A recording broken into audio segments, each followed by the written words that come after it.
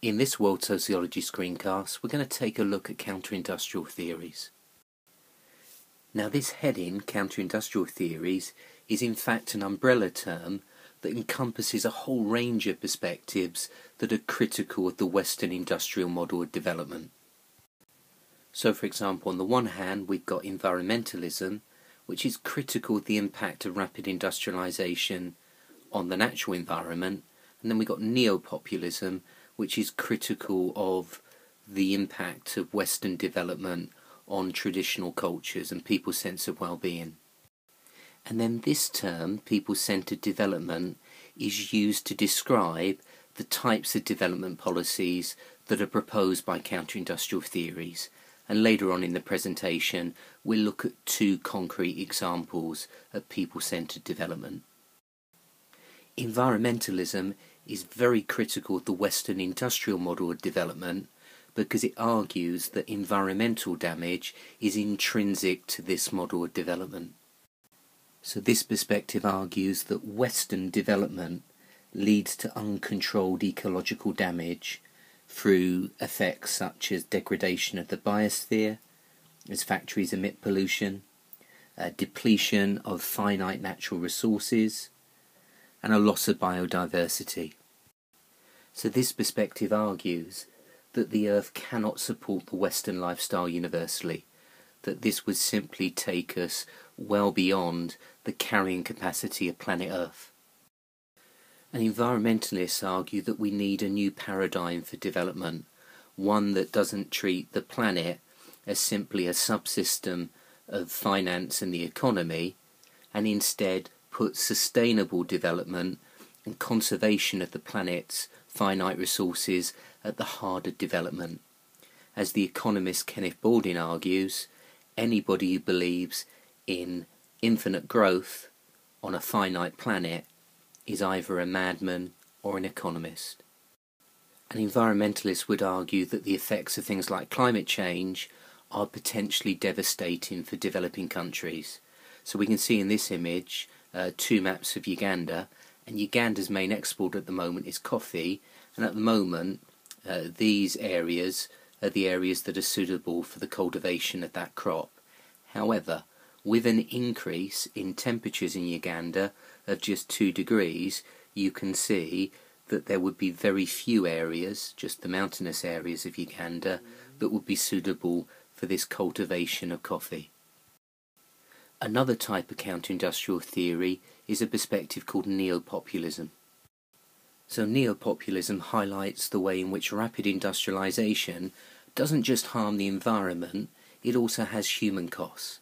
So it can lead to unemployment, it can break up traditional communities, it can undermine local cultures, and it can create a dependency on the Northern Hemisphere for technology and parts. Now, at the beginning of the presentation, I mentioned that the types of policies associated with these perspectives come under the heading of people-centered development. And there are two principles that inform people-centered development.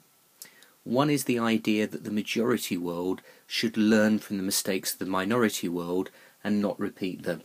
And this is linked to the idea of sustainable development, that the Western model is damaging to the environment, whereas sustainable development is defined as that which meets the needs of the present without compromising the ability of future generations to meet their own needs. And the second key principle is this idea that development should help people on the ground by improving what they already do rather than replacing their lifestyle and their technologies with a Western model. So the mantra of improving rather than replacing is at the heart of people-centered development. And I think the Buddhist economist Schumacher encapsulates those principles with his concept of intermediate technologies, which has had a big impact on development policy, particularly through the activities of the NGO Practical Action. And intermediate technologies are relatively low-cost, low-tech innovations that are sustainable, that are based on local materials, that nevertheless have a big impact on development. Let me just give you one simple example.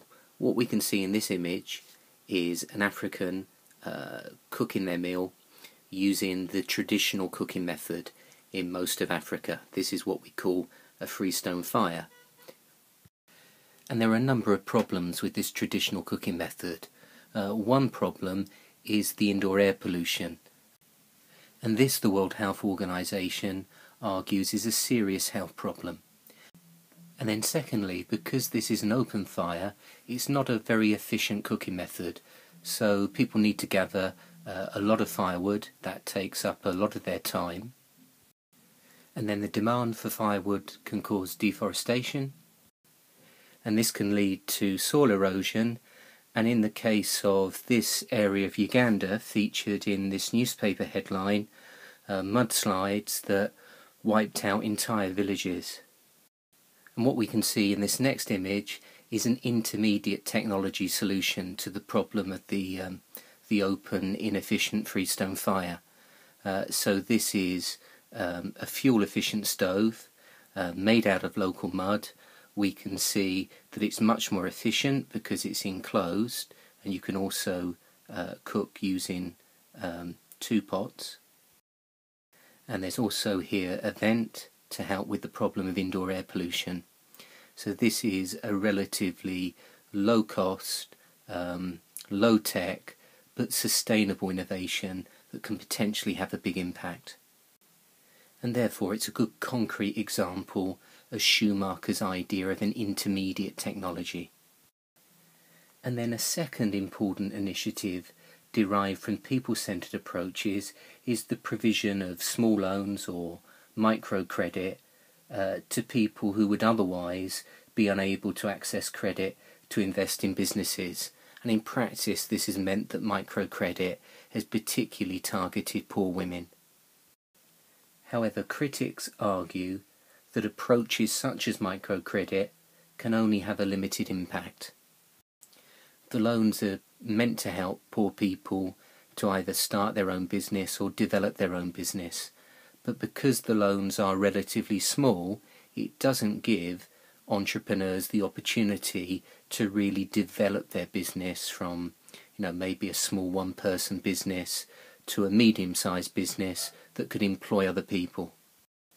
And furthermore, loans are often taken out not to invest in a business, but for other forms of consumption. So for example, people might take out a microcredit loan when there's a family wedding or a family funeral, for example, and that of course defeats the purpose of microcredit.